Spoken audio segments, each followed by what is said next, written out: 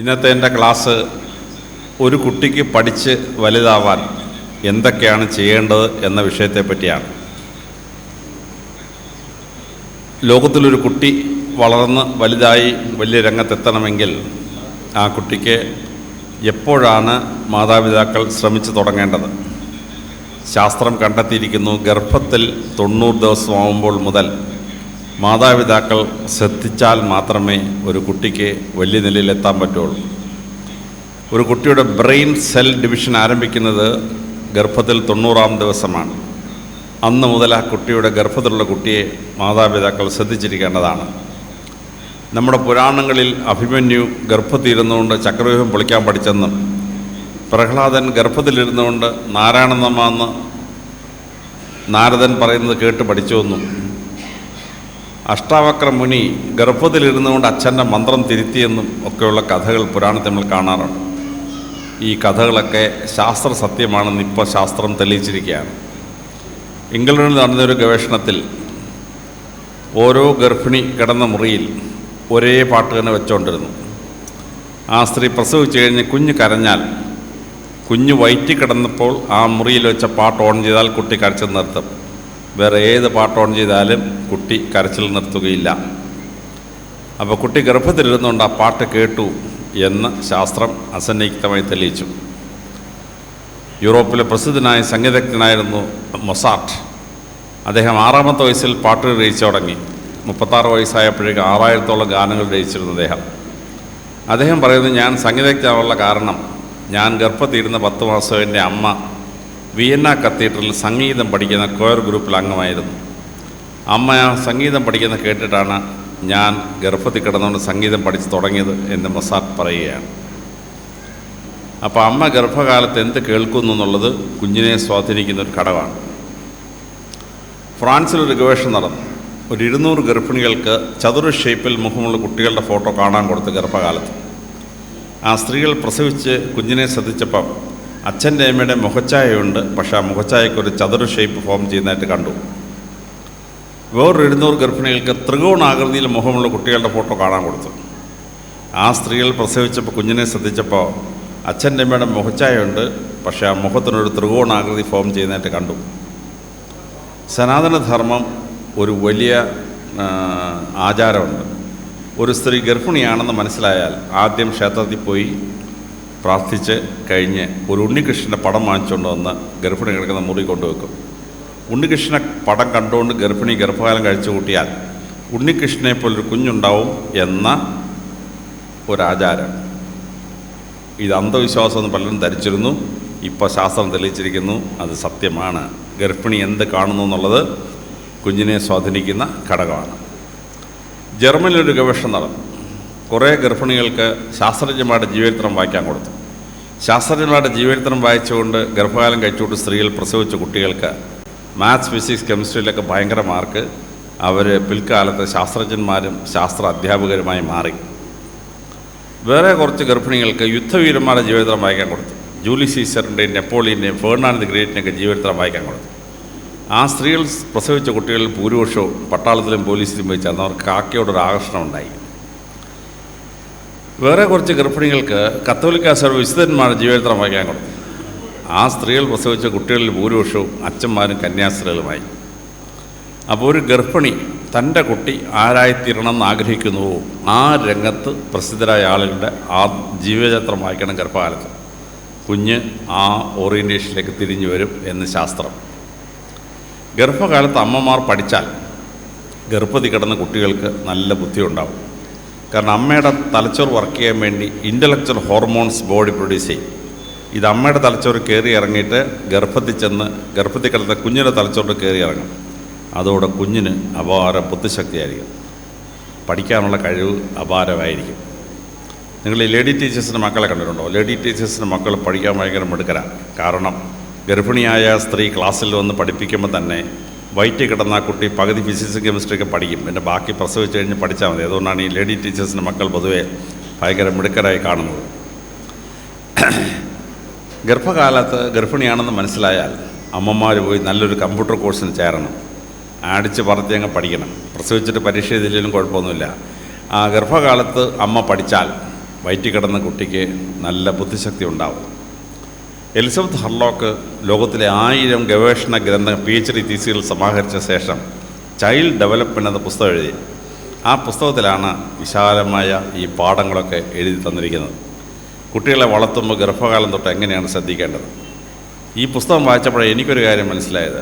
ഞാൻ വയറ്റിൽ കിടന്ന് 10 മാസം എൻ്റെ അമ്മ TTCക്ക് പഠിക്കാൻ പോയി. അന്ന് ടീച്ചേഴ്സിന് TTC കമ്പൽസറി ആക്കി. അങ്ങനെ അമ്മ എന്നോട് ചെറുപ്പത്തിൽ പറയും, ഞാൻ TTCക്ക് പരീക്ഷ എഴുതുമ്പോൾ നീ വയറ്റിൽ കിടന്ന് ചാടിയിടാ, ശല്യപ്പെടുത്തിടാ എന്നൊക്കെ പറയും. അന്ന് ചെറുപ്പത്തിലൊക്കെ ചിരിച്ചോണ്ട് ഞാൻ കേട്ടിരുന്നു. പക്ഷേ ഇപ്പോൾ പുസ്തകം വായിച്ചപ്പോഴാണ് മനസ്സിലായത്, ഞാൻ വയറ്റിൽ കിടന്ന് 10 മാസവും എൻ്റെ അമ്മ TTCക്ക് പഠിക്കാൻ പോയതുകൊണ്ടാണ് എനിക്ക് 4 MA 2 PhD IAS പരീക്ഷയൊക്കെ പാസ്സാവാൻ പറ്റിയെന്ന് ഇപ്പോൾ ഞാൻ മനസ്സിലാക്കുന്നു. 1954 ഉത്തരവിട്ട വിദ്യാഭ്യാസ മന്ത്രിക്ക് നവഭാഗം എന്ന് മാത്രമേ എനിക്കിപ്പോൾ പറയാൻ പറ്റുള്ളൂ.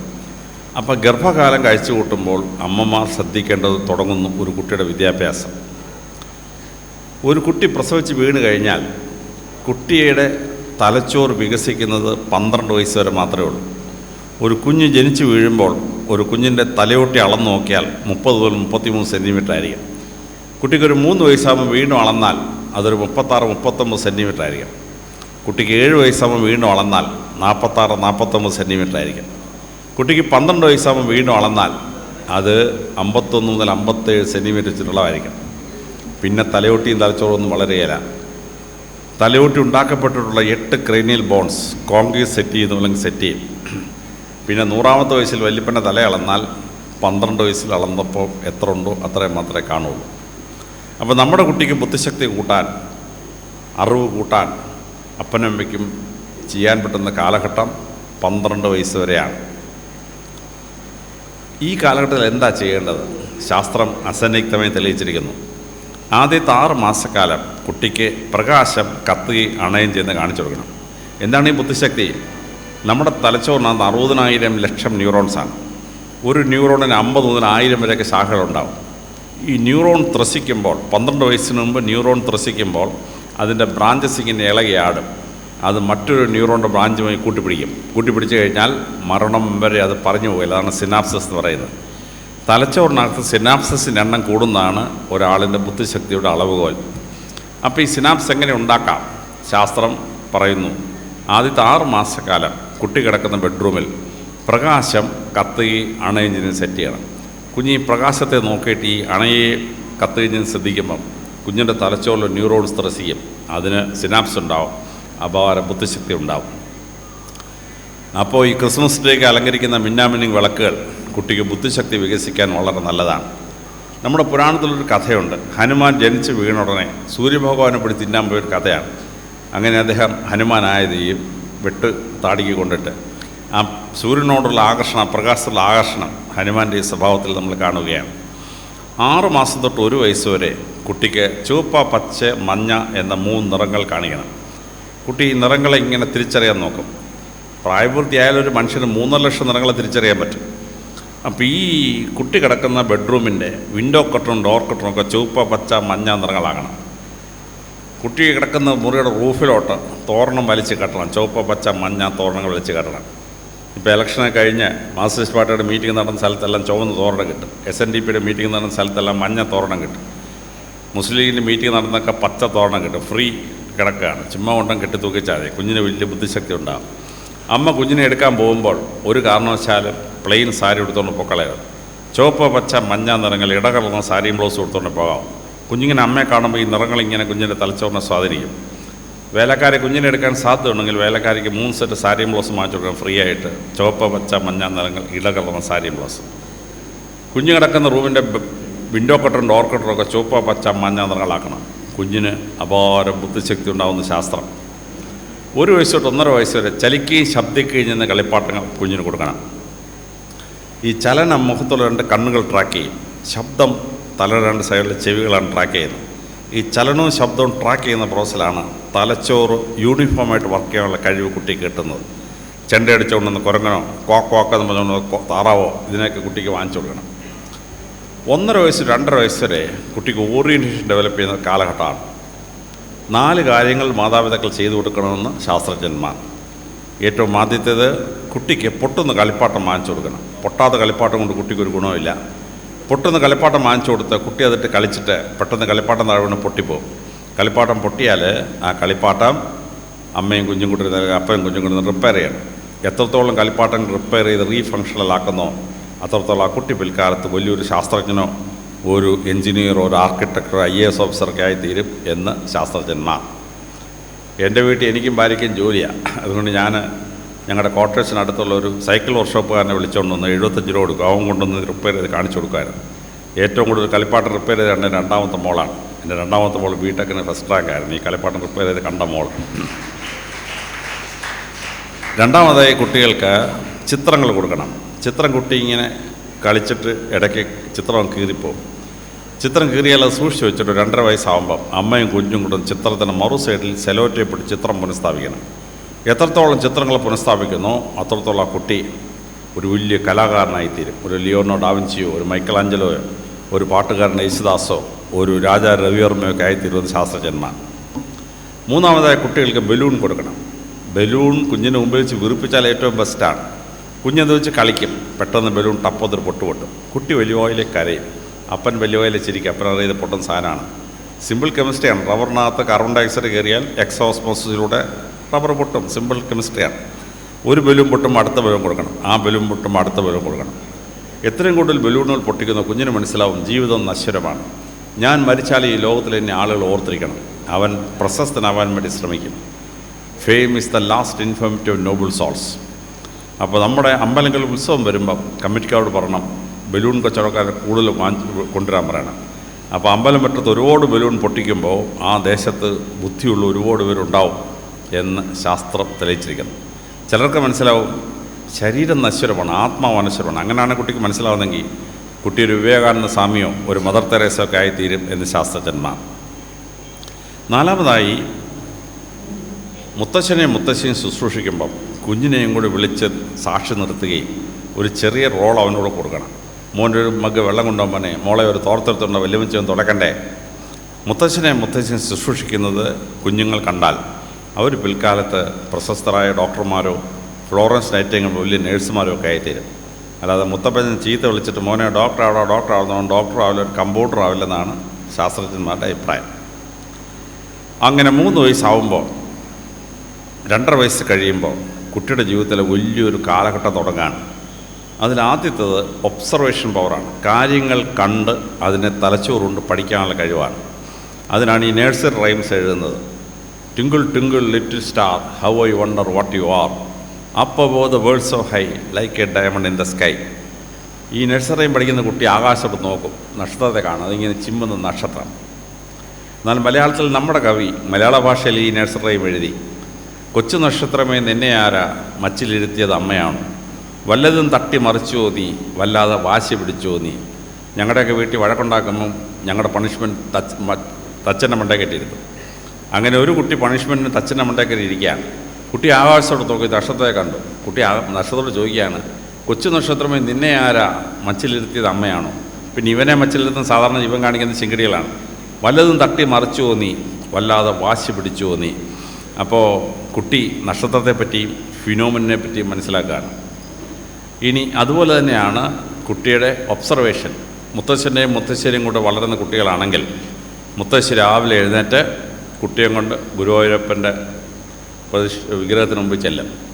എന്നിട്ട് പിച്ചി മന്ദാരം തുളസി പിച്ചകമലകൾ ചാർത്തി ഗുരുവായൂരപ്പാ നിന്നെ കൈ തൊഴുന്നേൻ. കുട്ടി പിച്ചിപ്പോയതാണ്, മന്ദാരപ്പോയതാണ്, തുളസിപ്പോയതാണ് കുട്ടിക്ക് പറഞ്ഞ് മനസ്സിലാക്കും. കുട്ടിക്ക് ആ പുഷ്പങ്ങളെ തിരിച്ചറിയാൻ പറ്റും. വസന്തം വരും, മുത്തശ്ശി കുമാരനാശാൻ്റെ പാട്ട് പാടി കയറിക്കും. പൂക്കുന്നീ ദാമുല്ല പൂക്കുന്നിലഞ്ഞി പൂക്കുന്നു തേന്മാവ് പൂക്കുന്ന അശോകം. വല്യമ്മച്ചി കാണിച്ചു കൊടുക്കും ഏതൊക്കെയാണ് ഈ പുഷ്പങ്ങളെന്ന്. കുട്ടിക്ക് അതിനെ തിരിച്ചറിയാനുള്ള കഴിവ് കിട്ടും.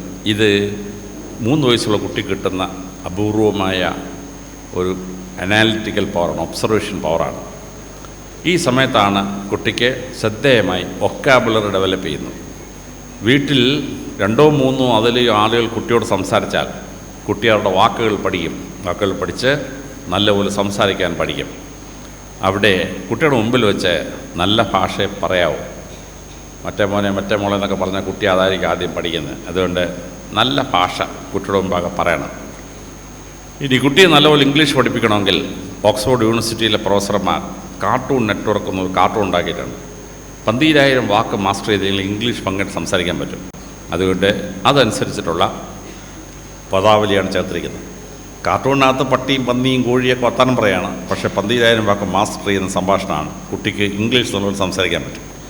മലയാളം നല്ലപോലെ പഠിക്കണമെങ്കിൽ ചിൽഡ്രൻസ് എൻസൈക്ലോപ്പീഡിയയുടെ കഥ പറയുന്ന മുത്തശ്ശിയുണ്ട്. ആ കാസറ്റ് ഇട്ട് കുട്ടിയെ കേൾപ്പിക്കണം. കുട്ടി മലയാള ഭാഷ എങ്ങനെ സംസാരിക്കണമെന്ന് പഠിക്കും. വൊക്കാബുലറി, സ്പീക്കിംഗ് സ്റ്റൈൽ കുട്ടി പഠിക്കും. ഇനി കുട്ടിയെ പഠിപ്പിക്കേണ്ട മറ്റൊരു കാര്യം കമ്പാരിറ്റീവ് അനാലിറ്റിക്കൽ പവറാണ്. ഒന്നിനെയും മറ്റൊന്നിനോട് താരതമ്യപ്പെടുത്തി മനസ്സിലാക്കാനുള്ള കഴിവാണ്. അത് കുട്ടിക്കുണ്ടാവണമെങ്കിൽ ശ്രദ്ധേയമായ ചില കാര്യങ്ങൾ അപ്പനും ചെയ്തിരിക്കണം. കുട്ടിയെയും കൊണ്ട് യാത്ര ചെയ്യണം. കുട്ടി കാറിലിരുന്നിങ്ങനെ യാത്ര ചെയ്യുമ്പോൾ ഒരു കറുത്ത മനുഷ്യൻ വരുന്നു, പിന്നൊരു വെളുത്ത മനുഷ്യൻ വരുന്നു, ഒരു ചൈനക്കാരൻ മഞ്ഞ മനുഷ്യൻ വരുന്നു, പിന്നൊരു ബ്രൗൺ മനുഷ്യൻ വരുന്നു. ഒരു വണ്ടി വരുന്നു 2 വീലുള്ള സ്കൂട്ടറാണ്, ഒരു വണ്ടിയുടെ 4 വീലുള്ള കാറ്, 8 വീലുള്ള ലോറി, 22 വീലുള്ള കണ്ടെയ്നർ ലോറി. കുട്ടി ഇതെല്ലാം ഇങ്ങനെ കണ്ട് ഒരു സ്ത്രീ വരുന്നു സാരി എടുത്തുകൊണ്ടുവന്ന്, വേറൊരു സ്ത്രീ കിമോണായിട്ടുണ്ടെന്ന്, വേറൊരു സ്ത്രീ വേറൊരു തരം വേഷം ഇട്ടുകൊണ്ടിരുന്നു.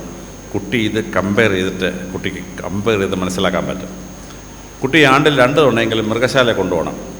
കുട്ടിയുടെ നഴ്സറി ബുക്കിൽ കുരങ്ങൻ എന്നൊരു കുരങ്ങനുണ്ട്.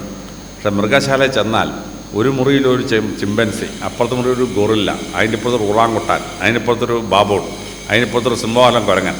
കുഞ്ഞിനെയൊക്കെ കമ്പയർ ചെയ്തിട്ട് കമ്പാരിറ്റീവ് അനാലിറ്റിക് പവർ ഉണ്ടാവും.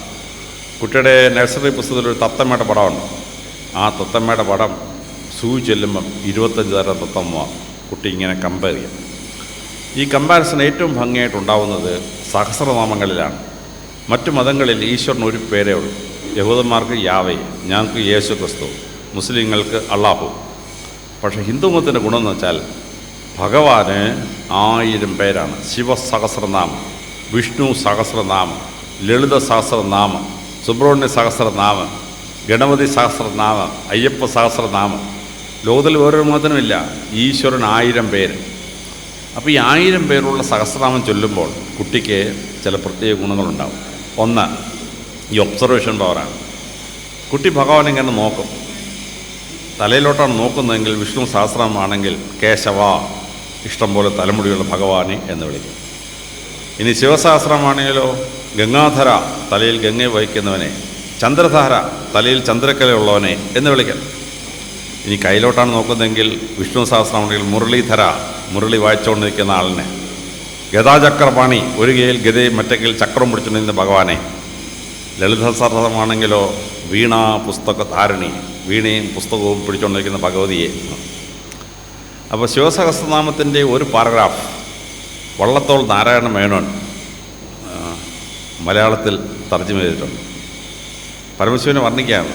പൊട്ടാക്കി ഫാല വട്ടത്തിരിമിഴി ജടയെ കാറൊളിച്ചാറ് കൂന്തൽ കെട്ടാക്കി കേതകിപ്പോതിനുടെ വടിവാക്കി പരൻ ചന്ദ്രകണ്ഠൻ മട്ടൊക്കെ തന്നെ മാറി പ്രഥയുടസ്ഥനായി കാട്ടിൽ ഉൾപ്പൊക്ക് വൈര്യമിട്ട കാട്ടാളിനെ കൈതൊഴുന്നേൻ. കുട്ടി 12 കാര്യങ്ങളെ സ്മരിച്ച് വെച്ചെങ്കിലേ പരമശിവനെ കണ്ടുപിടിക്കാൻ പറ്റുള്ളൂ. ഇങ്ങനെയാണ് കുട്ടി കമ്പാരിറ്റീവ് അനാലിറ്റിക് ഉണ്ടാകുന്നത്. കുട്ടി വലിയ വലിയ പരീക്ഷകൾ പാസ്സാവുന്ന ഒരു കുട്ടിയായി മാറും. 3 വയസ്സ് 8 വയസ്സ് വരെ മുത്തശ്ശനും മുത്തശ്ശിയും വളർത്തിയ കുട്ടികളാണ് ലോകചരിത്രത്തിൽ മഹാന്മാരും മഹതികളൊക്കെ ആയിട്ടുള്ള ഭൂരിപക്ഷം. ബുദ്ധഭഗവാൻ ജനിച്ച 5-ാം ദിവസം അമ്മ മരിച്ചുപോയി, മുത്തശ്ശി കൊണ്ട് വളർത്തി. സോക്രട്ടീസിന് 3 വയസ്സായപ്പോൾ അപ്പൻ ചത്തുപോയി, മുത്തശ്ശിയും കൊണ്ട് വളർത്തി. പ്ലേറ്റോയ്ക്ക് 4 വയസ്സായപ്പോൾ അപ്പൻ ചത്തുപോയി, മുത്തശ്ശിയും വളർത്തി. അരിസ്റ്റോട്ടിൽ 5 വയസ്സ് കഴിഞ്ഞപ്പോഴേ അപ്പനും അമ്മയും ചത്തുപോയി, മുത്തശ്ശിയും കൊണ്ട് വളർത്തി.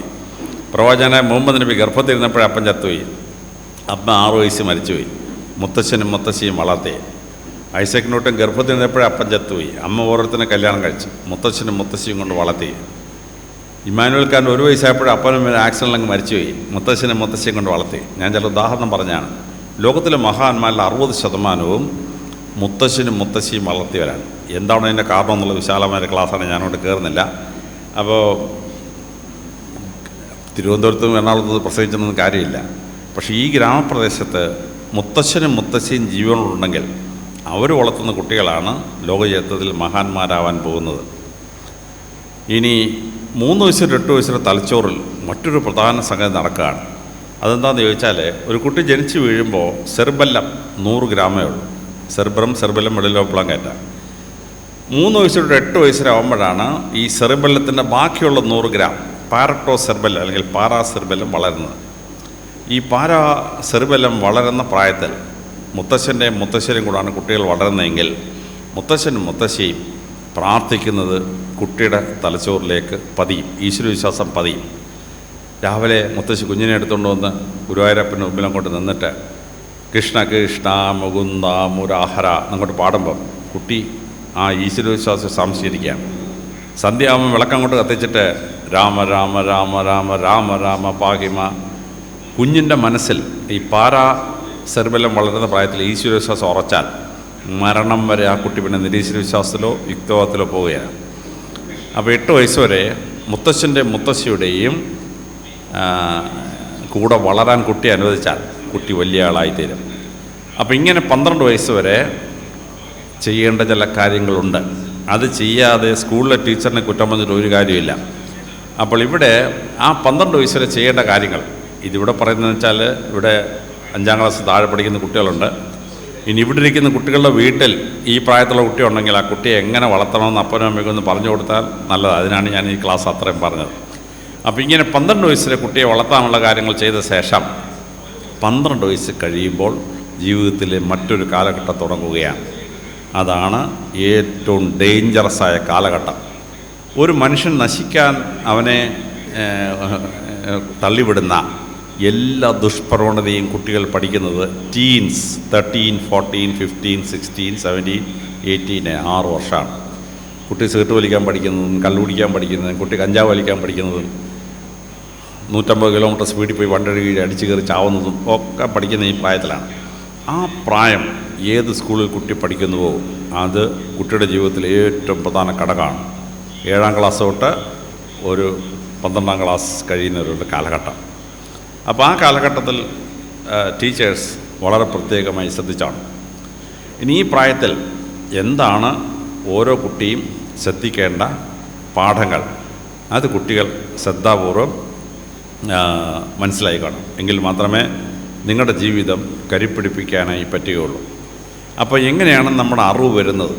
അത് വേദവ്യാസൻ വളരെ കൃത്യമായി നമ്മെ പഠിപ്പിക്കുന്നുണ്ട്. ആചാര്യം പാദമാദത്തെ പാദം ശിഷ്യസമേതയ പാദം സബ്രഹ്മചാരിഭ്യോ പാദം പിന്നെ കാലക്രമണജ.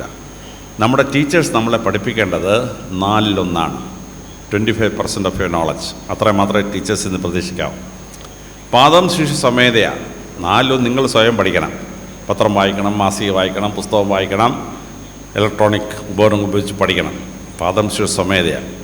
പാദം സബ്രഹ്മചാരിഭ്യോ 4-1 സഹബ്രഹ്മചാരികളിൽ നിന്ന് പഠിക്കുന്നതാണ്. സ്കൂളിൽ നിങ്ങൾ പഠിക്കുന്ന 1000 കുട്ടികൾ നിങ്ങൾ പരസ്പരം ആശയം കൈമാറുകയാണ്.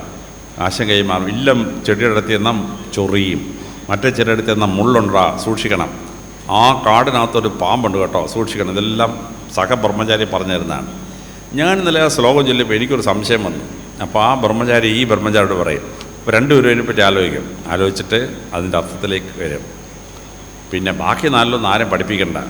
പാദം പിന്നെ കാലക്രമേണ അതായത് ജീവിതത്തിൽ നമുക്ക് പ്രായമൊക്കെ ആവുമ്പോൾ ജീവിതാനുഭവത്തിൽ നിന്ന് നമ്മൾ പഠിച്ചോളും. അങ്ങനെയാണ് 4-1. അപ്പോൾ അധ്യാപകരുടെ 4-1 മാത്രമേ നിങ്ങൾ പ്രതീക്ഷിക്കാവൂ. പക്ഷെ അങ്ങനെ നിങ്ങൾ പഠിക്കുമ്പോൾ എന്താണ് നിങ്ങൾ അറിഞ്ഞിരിക്കേണ്ട ചില പാഠങ്ങൾ, അത് ശാസ്ത്രം നമുക്ക് കണ്ടുപിടിച്ച് തന്നിരിക്കുകയാണ്. നിങ്ങൾ പഠിക്കുമ്പോൾ മുഖം കിഴക്കോട്ടാക്കിയിട്ട് മാത്രമേ ഇരുന്ന് പഠിക്കാവൂ. മുഖം കിഴക്കോട്ടാക്കി പഠിച്ചാൽ നിങ്ങളുടെ തലച്ചോറ് ഒരു 10% ഇൻ്റലിജൻസ് കൂടുതലാണ്. നമ്മുടെ മഹാനായ ഋഷി ദിനചര്യ എന്നൊരു പുസ്തകമുണ്ട്. അതിനകത്ത് ഋഷി പറയുന്നു, പൂർവ്വദിശ ജ്ഞാനദിശ, ദക്ഷിണദിശ മൃത്യുദിശ. കിഴക്കോട്ട് തിരിഞ്ഞിരുന്നാൽ ജ്ഞാനം വരും, തെക്കോട്ട് തിരിഞ്ഞിരുന്നാൽ മരണം വരും എന്നാണ്. എന്താ ഇതിൻ്റെ കാരണം? നമ്മുടെ തലച്ചോറ് ഒരു മാഗ്നറ്റിക്കാണ്. അതിൻ്റെ മാഗ്നറ്റിക് നോർത്ത് പോൾ നെറ്റിയുടെ നേരെ നടുക്കാണ്. പരമശിവൻ്റെ തൃക്കണ്ടിരിക്കുന്ന സ്ഥലത്താണ് magnetic north Paul. Magnetic south Paul തലയുടെ പുറയിലാണ്. നമ്മൾ തെക്കോട്ട് തിരിഞ്ഞിരിക്കുകയാണ്. ഭൂമി ഒരു മാഗ്നറ്റിക് നോർത്ത് പോൾ മാഗ്നറ്റിക്കാണ്. അതിൻ്റെ മാഗ്നറ്റിക് നോർത്ത് പോൾ ഇരിക്കുന്നത് അന്റാർട്ടിക്കയിലാണ്, ജോഗ്രാഫിക് സൗത്ത് പോളാണ്. മാഗ്നറ്റിക് സൗത്ത് പോൾ ഇരിക്കുന്നത് ജോഗ്രാഫിക് നോർത്ത് പോളാണ്. അപ്പോൾ നമ്മൾ തെക്കോട്ട് തിരിഞ്ഞിരുന്നാൽ ഭൂമിയുടെ മാഗ്നറ്റിക് നോർത്ത് പോളും നമ്മുടെ മാഗ്നറ്റിക് നോർത്ത് പോൾ ഒരേ ദിശയിൽ വരും. അപ്പോൾ like Paul's ripple, unlike Paul's attract. നിങ്ങളുടെ തലച്ചോറിൻ്റെ ഇൻ്റലക്ച്വൽ പവർ പോകും. നിങ്ങൾ കിഴക്കോട്ട് തിരിഞ്ഞിരുന്നാൽ ഭൂമിയുടെ മാഗ്നറ്റിക് നോർത്ത് പോളും നിങ്ങളുടെ മാഗ്നറ്റിക് നോർത്ത് പോളും പെർപെൻഡിക്കുലറാവും. തലച്ചോറിന് അപാരമായ ബുദ്ധിശക്തി ഉണ്ടാവും. പഠിക്കുമ്പോൾ കിഴക്കോട്ട് തിരിഞ്ഞിരുന്നേ പഠിക്കാവും. തെക്കോട്ടൊരിക്കലും തിരിഞ്ഞിരിക്കരുത്. നിങ്ങൾ പരീക്ഷ എഴുതാൻ പോകുമ്പോൾ തലേന്ന് പോയി നോക്കണം നിങ്ങളുടെ മുഖം കിഴക്കോട്ടാണോ എന്ന്. ഇല്ലെങ്കിൽ പ്രിൻസിപ്പലിനോട് പറഞ്ഞിട്ട് നിങ്ങളുടെ മുഖം കിഴക്കോട്ടാക്കണം. നിങ്ങൾ കിഴക്കോട്ട് തിരിഞ്ഞ് പരീക്ഷ എഴുതിയാൽ നിങ്ങൾക്ക് 10% മാർക്ക് കൂടുതൽ കിട്ടും. നിങ്ങൾക്ക് മാർക്ക് കൂടുതൽ കിട്ടിയാൽ ക്രെഡിറ്റ് ആർക്കാണ്? പ്രിൻസിപ്പലിനാണ്. പ്രിൻസിപ്പലിനോട് പറഞ്ഞാൽ പ്രിൻസിപ്പൽ അപ്പോഴേ കിഴക്കോട്ട് തിരിച്ചിട്ട് തരും. കിഴക്കോട്ട് തിരിഞ്ഞിരുന്നേ പരീക്ഷ എഴുതാവും. നിങ്ങൾ പഠിക്കുമ്പോൾ നിങ്ങളുടെ കാലൊരിക്കലും തറയെ തൊട്ടേക്കരുത്. നമ്മുടെ ഞരമ്പുകൾ വർക്ക് ചെയ്യുന്നത് എങ്ങനെയാണെന്ന് ചോദിച്ചാൽ തലച്ചോറിൻ്റെയും ഞരമ്പുകളുടെയും സർഫസ് സോഡിയം പൊട്ടാസ്യം അയോൺസാണ്. അതിലൂടെ ഇലക്ട്രോൺ ഇങ്ങനെ ജമ്പ് ചെയ്ത് പോയിട്ടാണ് ഈ കമ്മ്യൂണിക്കേഷൻ. നമ്മുടെ കാല് തറ തൊട്ട് പോയെങ്കിൽ ഭൂമി അപ്പോഴേ നമ്മുടെ ഇലക്ട്രോണിനെ വലിച്ചെടുക്കും, സക്ക് ചെയ്യും. അതോടെ തലച്ചോറ് ക്ഷീണിച്ചു പോകും, അധികം പഠിക്കാൻ പറ്റില്ല. അപ്പോൾ ഒരു ചെരുപ്പിട്ടോ അല്ലെങ്കിൽ ഒരു സോക്സ് ഇട്ടോ മാത്രമേ ഇരുന്ന് പഠിക്കാവൂ. എങ്കിൽ നിങ്ങൾക്ക് വളരെ ദീർഘസമയം പഠിക്കാൻ പറ്റും. നിങ്ങൾ പഠിക്കുമ്പോൾ കഴിക്കേണ്ട ആഹാരം പ്രത്യേകം ശ്രദ്ധിച്ചോണം. കാര്യം എന്താ, നിങ്ങൾ ഇഞ്ചി എന്ന് പറഞ്ഞ സാധനം തിന്നിട്ട് പഠിക്കാനിരുന്നാൽ നിങ്ങളൊരു അരമണിക്കൂർ കൂടുതൽ പഠിക്കാൻ കഴിയില്ല. നിങ്ങൾ ഇഞ്ചി നിന്ന് കുരങ്ങെന്ന് കേട്ടിട്ടുണ്ടോ? കുരങ്ങ് ഇഞ്ചി തിന്നു പോയെങ്കിൽ കുരങ്ങ് ദേഷ്യം വന്നിട്ട് അവൾ ചുറ്റുമൊക്കെ അടിച്ച് താർത്തളേ. നിങ്ങൾ മലയാളത്തിൽ അവൻ വലിയ ഇഞ്ചിയാന്ന് കേട്ടിട്ടുണ്ടോ? ഭയങ്കര ദേഷ്യം പിടിച്ചവരെ നമ്മൾ വിളിക്കും അവൻ വലിയ ഇഞ്ചിയാണ്. കാരണം ഇഞ്ചി എന്ന സ്വഭാവമാണ്. അപ്പോൾ നിങ്ങൾ ഇഞ്ചി നിന്നുകൊണ്ട് പഠിക്കാനിരുന്ന് കഴിഞ്ഞാൽ ഐൻസ്റ്റൈൻ പോടാ അവനവൻ്റെ പാട്ടിന് പോട്ടെ എന്ന് പറയും നിങ്ങൾ അടുത്ത സ്റ്റെപ്പിൽ. അതുകൊണ്ട് ഇഞ്ചിക്കറിയോ ഇഞ്ചി തോരണോ ഇഞ്ചി മുട്ടായിയോ ഒരു കാരണവശാലും മൺഡേ ടു ഫ്രൈഡേ പരീക്ഷയുള്ള ദിവസമോ എൻ്റെ തലേ ദിവസമോ കഴിച്ചേക്കരുത്. കഴിച്ചാൽ നിങ്ങളുടെ ഇൻ്റലക്ച്വൽ ഇതിനെ ബാധിക്കും. പക്ഷേ ഇഞ്ചി നിങ്ങളുടെ വിര ഇളക്കാൻ വളരെ നല്ലതാണ്. അതുകൊണ്ട് സെക്കൻഡ് സാറിന് സൺഡേ ഇഞ്ചി തിന്നിട്ട് വിര ഇളക്കിക്കോ, കുഴപ്പമൊന്നുമില്ല. അല്ലാത്ത ദിവസം പഠിക്കുന്ന ദിവസം കഴിച്ചാൽ വലിയ എരിയുള്ള ആഹാരം കഴിച്ചിട്ട് പഠിക്കാനിരിക്കരുത്. പാണ്ടിമുളകായാലും പിരുമുളകായാലും കുരുമുളകാണേലും കാന്താരി മുളകാണേലും അതിനകത്ത് നാക്കിന് എരിയുണ്ടോ അതിൻ്റെ അർത്ഥം അതിനകത്ത് ഫീനോപ്രോപ്പീൻ ഉണ്ടെന്നാണ്. ഫീനോപ്രോപ്പീൻ തലച്ചോറിൻ്റെ വലിയ ശത്രുവാണ്, കുടലിൻ്റെ ശത്രുവാണ്. തലച്ചോറിന് വലിയ രുചി ഉണ്ടാകും, വളരെ നല്ലതാണ്. പക്ഷെ അത് തലച്ചോറിന് പറ്റിയ സാധനമല്ല. അപ്പം അതുകൊണ്ട് ചില അമ്മമാരോട് മീൻകറി ഉണ്ടാക്കും. ചുമന്ന് ഒരു മീൻകറി എൻ്റെ അമ്മ കഴിച്ചാൽ 2 ദിവസം നമ്മൾ ഓർത്തിരിക്കുകയായിരുന്നു, വയറ്റിനകത്ത് അതിൻ്റെ എഫക്റ്റ്.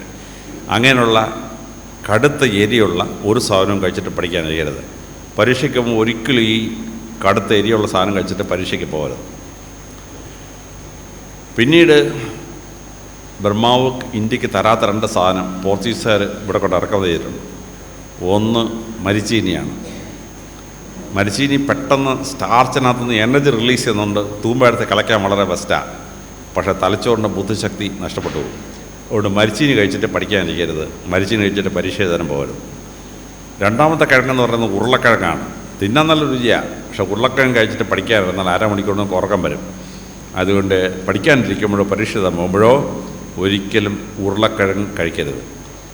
നിങ്ങൾ മലയാളത്തിൽ പറഞ്ഞാൽ അവനൊരു കിഴങ്ങനാന്ന് പറയത്തില്ല. ഈ കിഴങ്ങ് തിന്നു കഴിഞ്ഞാൽ അവൻ്റെ തലച്ചോറ് പോകാൻ അവൻ കിഴങ്ങനാന്ന് പറയുന്നത്, മണ്ണാന്ന് പറയുന്നത്. അതുകൊണ്ട് കിഴങ്ങനാവാനുള്ള കിഴങ്ങുകളൊന്നും കഴിച്ചിട്ട് പഠിക്കാനിരിക്കരുത്, പരീക്ഷ എഴുതാനും പോലും. സെക്കൻഡ് സാറിന് സൺഡേയൊക്കെ കിഴങ്ങടിച്ചോ, ഒരു കുഴപ്പമില്ല, സുഖമായിട്ട് ഉറങ്ങാൻ നല്ല ബെസ്റ്റാണ്.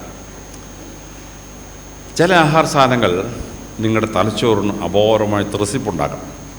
അതിലൊന്നാണ് ചോക്ലേറ്റ്. അത് പോർച്ചുഗീസുകാർ കൊണ്ടുവന്നതാണ്. മെക്സിക്കോയിലാണ് ഈ ചോക്ലേറ്റ് ഉണ്ടായിരുന്നത്. ഈ ചോക്ലേറ്റ് നമ്മളെടുത്തിട്ട് വായ്ക്കകത്തിട്ടിട്ട് തുപ്പലിൽ അലിയിച്ച് കുടിക്കണം. ഈ തുപ്പലിനകത്ത് ടൈലിൻ എന്നൊരു എൻസൈമുണ്ട്.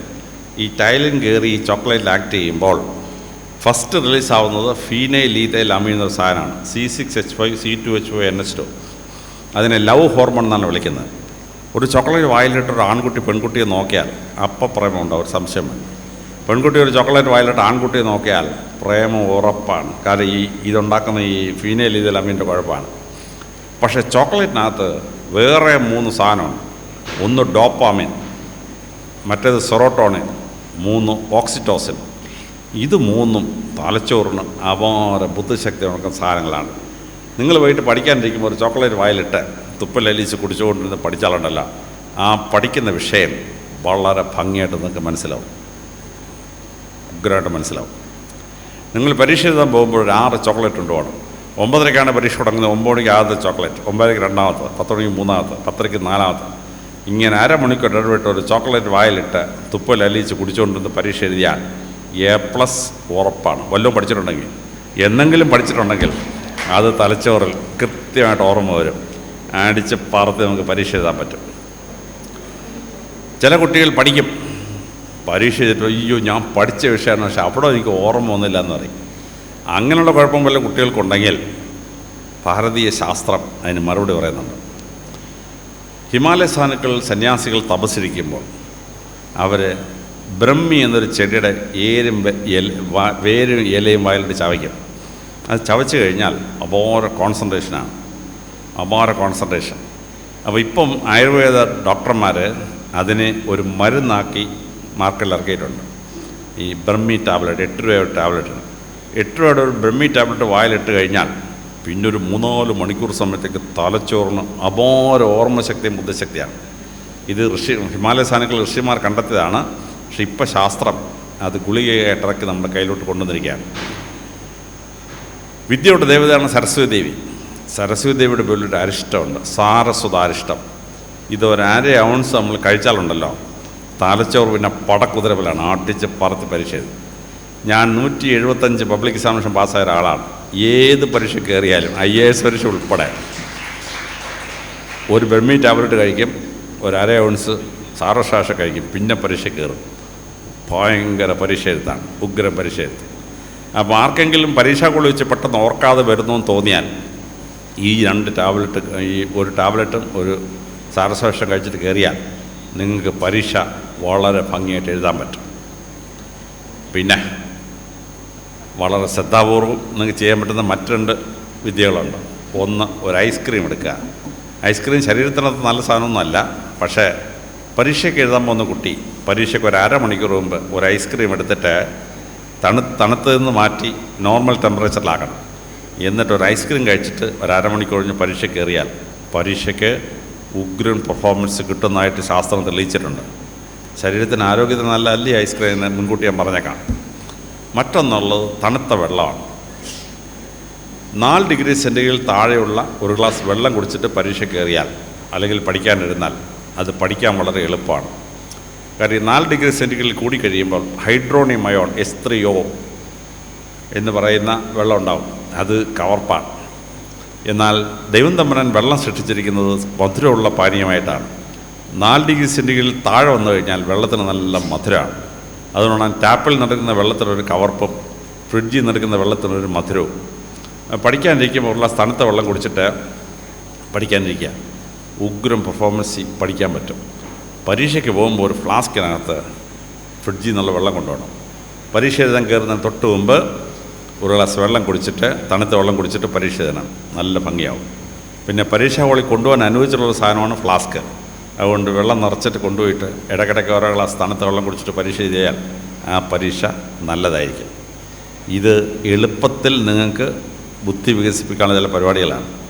ബുദ്ധി വികസിപ്പിക്കേണ്ടത് എങ്ങനെയെന്ന് ചോദിച്ചാൽ വിശാലമായ ചില പരിപാടികളുണ്ട്. അത് നിങ്ങൾ നമ്മുടെ ബ്രെയിൻ ടെക്നിക്സിൻ്റെ വിശാലമായ പുസ്തകങ്ങളുണ്ട്, അത് ഏതെങ്കിലും എടുത്ത് വായിക്കാം.